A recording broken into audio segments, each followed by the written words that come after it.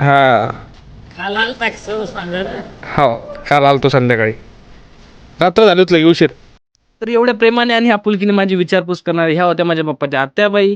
तर नमस्कार मित्रांनो, आज मी गेलो होतो आपल्या गावाला आणि गावाकडे गेल्यानंतर गावाकडचं वातावरण, गावाकडची प्रेमळ लोक या वातावरणामध्ये एकदम मन भारावून जातं.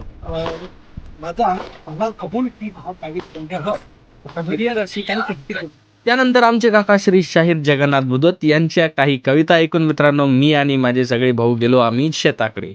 शेताकडे गेल्यानंतर बघा आपल्या मांजरीने 2 छोटे-छोटे पिल्ले दिले होते शेतामध्ये. त्यानंतर आपल्या बाबांना भेटलो. जेव्हा केव्हा आम्ही शेतामध्ये गेलो बाबांनी आम्हाला नेहमी चांगलं मार्गदर्शन करत लाईफमध्ये कसं राहावं, कसं जगावं याचं मार्गदर्शन केलं. बाबाचं वय हे 90+ आहे. तरी पण त्यांची तेज नजर आणि कडक आवाज आजसुद्धा सगळ्यांना गप्प करतो. आपल्या शेतामध्ये बदामाचे झाडं असल्यामुळे योगेश आणि निवास भाऊ भिडले बदाम खायला. बदाम खाल्ले बट काही खराब निघाले, काही चांगले निघाले. योगेश भाऊचं नशीब खराब होतं, पण निवासचं नशीब चांगलं असल्यामुळे त्याला त्यामध्ये गोडंबी भेटली.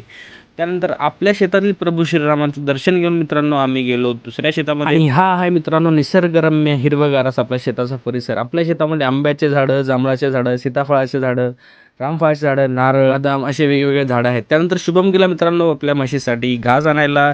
त्याला म्हणलं चल दाखव, मी सुद्धा करून दाखवतो. आणि हे सगळं झालंय मित्रांनो शक्य देवानंद राजे यांच्या मोटिवेशनल स्पीचमुळे मी सुद्धा कामाला लागलो.